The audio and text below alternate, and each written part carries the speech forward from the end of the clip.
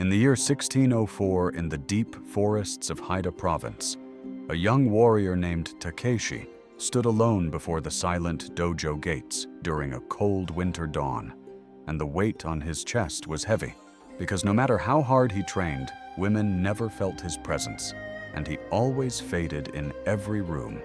And this moment shattered him as he knelt in the snow and wondered why his aura was invisible.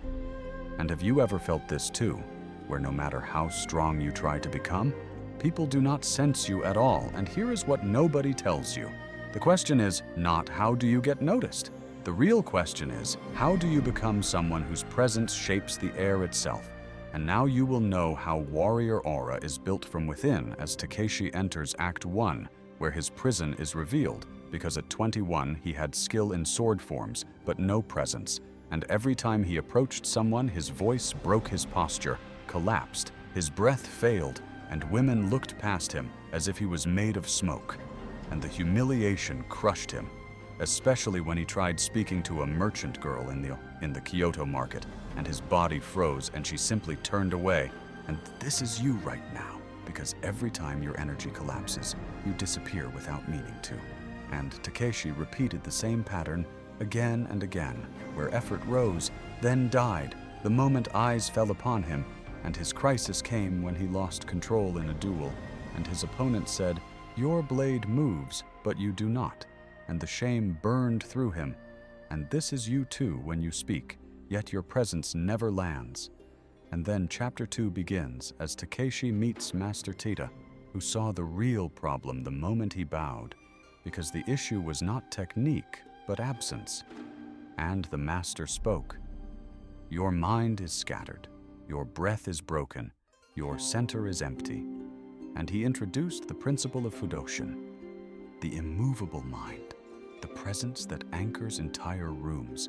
And throughout history, warriors found that aura does not come from strength, but from stillness.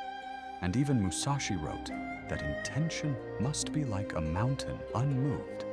And this is you right now, because your energy leaks into fear and approval, and that is why people never feel you.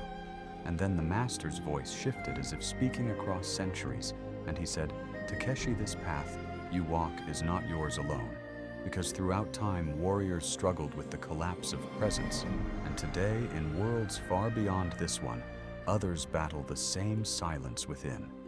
And here we keep this warrior wisdom alive, not as history, but as living practice. And every week, warriors sharpen their center. Every week, they build presence that others feel the moment they enter a room. Every week, the dojo opens for those who choose to rise. And if you see yourself in Takeshi, subscribe, not to watch, to train. And the story flows back as Takeshi steps into the dojo, unaware that this is the beginning of the transformation of his entire aura. In Chapter 3, Takeshi entered the first week of training and failed completely because Master Tita ordered him to stand in stillness for 1 hour while breathing from the lower belly. Yet his legs shook, and his mind screamed, and his presence shattered again. And the second week brought a small breakthrough when he felt his breath drop lower, and the floor beneath him seemed to hold him. And in the third week, his old pattern returned during a partner drill, where a fellow student stepped close. And Takeshi lost his center again. And this is you right now, because every time pressure rises, your presence breaks, and people feel the collapse, even if they do not name it. And the practice given to Takeshi was simple, which was to breathe low, walk slow, and keep the eyes soft for 30 days.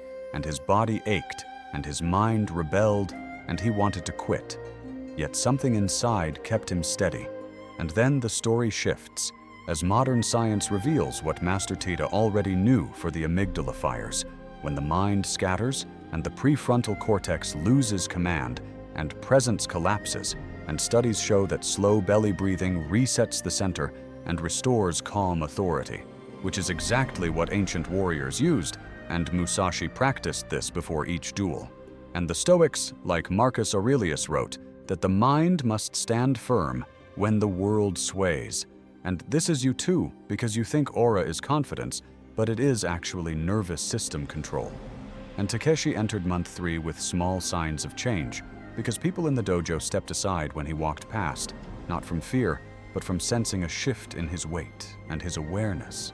And yet the deep test was still coming, and he did not know that the next stage would return him to his deepest weakness and force him to rebuild everything from within.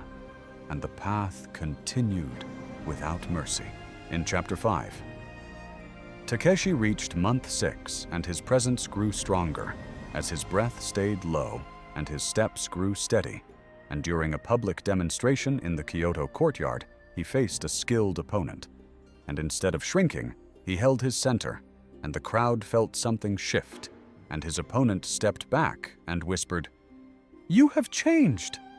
And Takeshi realized this was not about technique, but about the silent force that comes from within. And yet the training deepened in Chapter 6 as Master Teda introduced advanced practice, where Takeshi walked slowly through the forest at dawn, holding awareness on every sound and every movement, and he failed many times and lost focus and doubted everything. And one night the doubt crushed him, and he felt empty again. And the Master said, "This is the final test before breakthrough, for the mind always breaks once before it becomes whole." And during meditation, Takeshi felt the world around him widen, and he sensed warriors across centuries walking the same path.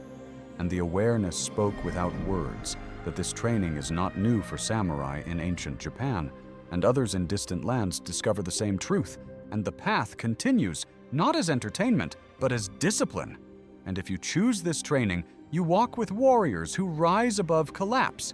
And the vision faded, and Takeshi opened his eyes, feeling a presence within that was heavier and calmer than ever, and looked toward the coming final test.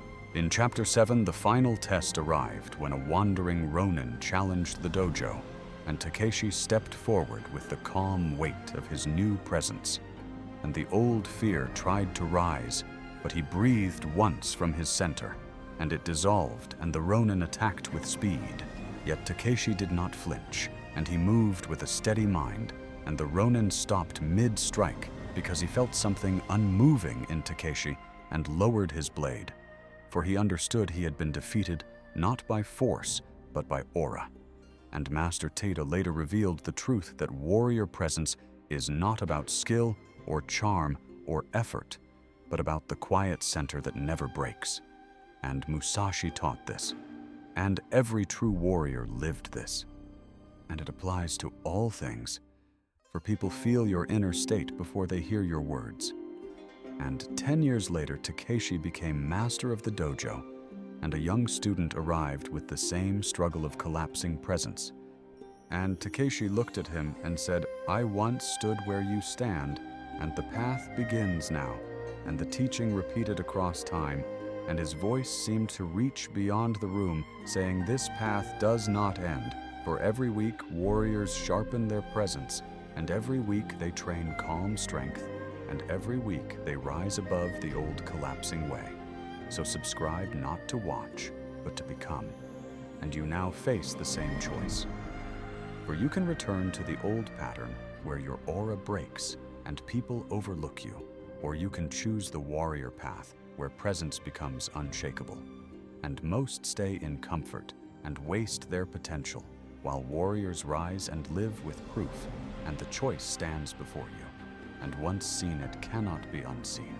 So walk the path and become the presence the world feels.